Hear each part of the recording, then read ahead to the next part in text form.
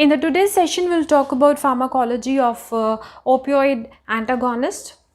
Now, in order to understand pharmacology of opioid antagonist, let's first talk about opioid analgesics in brief. Now, as we all know, opioid analgesics act centrally and they relieve pain. All these opioid analgesics, they produce a morphine-like action.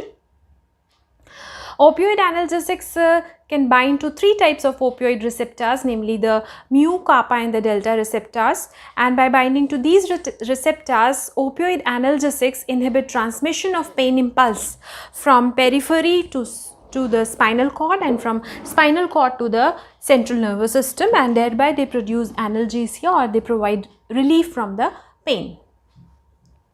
Opioid receptor antagonists block opioid receptors in central or in peripheral nervous system. They oppose the actions of opioid analgesics. Now, these opioid antagonists are of prime importance in counteracting effects of opioid overdose or opioid poisoning. They are required for the reversal of respiratory depression associated with the use of opioids, and they are also used in reducing craving of opioids, that is in order to maintain abstinence after drug abuse. Now, classification of opioid antagonists, these are of two types, centrally acting and peripheral acting. Under the centrally acting, we have drugs like naloxone, naltrexone, nalmefene. Under the peripheral opioid antagonist, we have drugs like methyl naltrexone. Mechanism of action. These opioid antagonists, they are the potent competitive antagonist on all types of opioid receptors, but they have the highest affinity for the mu receptors. Now, these are the three diagrams.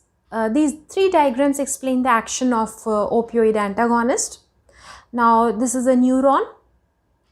On the neuron, on the membrane of the neuron are located the mu receptors. Now, these mu receptors, the opioid analgesics, for example, the morphine, it binds to the mu receptors. Now, here the opioid agonist, that is the morphine, it is shown in the red color. So, the morphine binds to the mu receptors and produces the pharmacological action or produces the postsynaptic effect. Now, this is the diagram which shows mu receptors. Here are present the mu receptors, and in this diagram are present both the agonist as well as antagonist. The agonist is in the red color and antagonist is in the green color. Now, the antagonist has a very strong affinity for the mu receptors, and antagonist competes with the agonist for this mu receptor. So, the antagonist compete with agonist for the mu receptors. Now, after competing with the agonist, the antagonist occupies these mu receptors. Now, these antagonists, they have strong affinity for the mu receptors, but they have no efficacy. They are not capable of producing any pharmacological actions. So, these antagonists, by competing with the agonist, they block the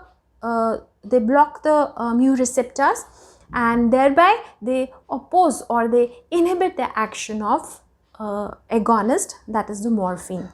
So, these competitive antagonists, they compete with the agonist for the mu receptors, and after binding to the mu receptors, they inhibit the action of opioid analgesics or opioid agonist. Now, we will talk about the pharmacology of opioid antagonist, that is the naloxone. Naloxone is a centrally acting opioid receptor antagonist. It is an antagonist on all the types of opioid receptors, but it blocks the mu receptors at much lower doses. It is injected intravenously because it is ineffective orally, and its half-life is very short. Its half-life is about 1 to 3 hours. Duration of action is very short. It stimulates respiration. increases alertness, terminates analgesia produced by opioid analgesics. It also terminates the euphoria and causes mydriasis. It is approved by FDA for use in morphine poisoning or opioid toxicity and overdose. It is also used for the reversal of respiratory depression associated with the use of opioids. Another centrally acting opioid antagonist is naltrexone. Its pharmacological actions are similar to that of naloxone. Since it is an antagonist, it antagonizes or it opposes all the pharmacological actions of morphine. It is more potent than naloxone. It is orally active also. It is available as oral and injectable formulation. Duration of action is long, it is 1 to 2 hours, and therefore it is approved by FDA for use in opioid blockage therapy of addicts, that is to maintain abstinence primarily by decreasing the craving, and it is also used for the prevention of relapse of heavy drinking. But one thing to be noted about naltrexone is this, that high doses can cause hepatotoxicity. Another opioid antagonist is nalmefene. It is similar to naltrexone. It does not produce hepatotoxicity. Then next is methyl naltrexone. It is a peripheral opioid antagonist. It does not cross the blood-brain barrier. It blocks peripheral action of mu opioid receptors. It acts at the digestive tract, and it is FDA approved for the treatment of opioid induced constipation, and it is available as oral as well as in the form of a subcutaneous injection.